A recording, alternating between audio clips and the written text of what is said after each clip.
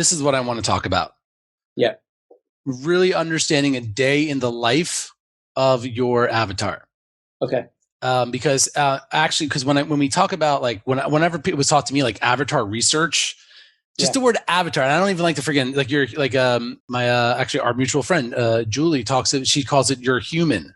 Right. just changing the word from human to avatar, right? Totally. It just changes things. So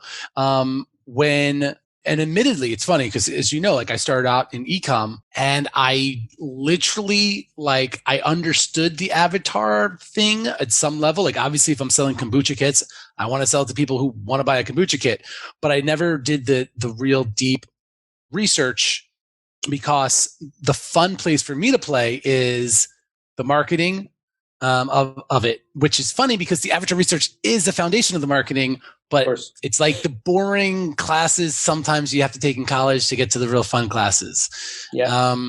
And so through the last couple of years of being able to coach like now hundreds of freaking people's businesses from like physical products to digital to services to every niche you name of being in the applaudable coach for Russell's 2CCX, I've gotten a greater respect and appreciation for real avatar, and I even hate that, like really understanding. And so a combination of my love for the Beatles and getting my 4.5-year-old into Beatles, as I was writing copy for this client who's in the fertility space, which by the way, like understanding your human there or your avatar, your audience, you need to be so mindful and sensitive doing research for that audience.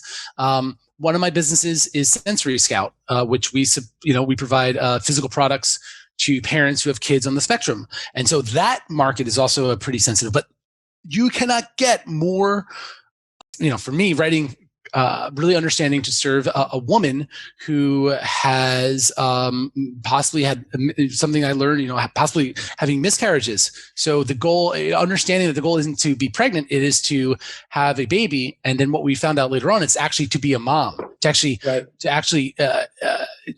but the word mom could be very triggering because we all have our own moms and our own craziness associated to that, and love and respect and confusion, all that stuff. So this type of thing, but actually taking the time. And so there is the research part, and then there's the empathy part as like when you're writing copy, really putting on that hat. And so I call it the day in the life.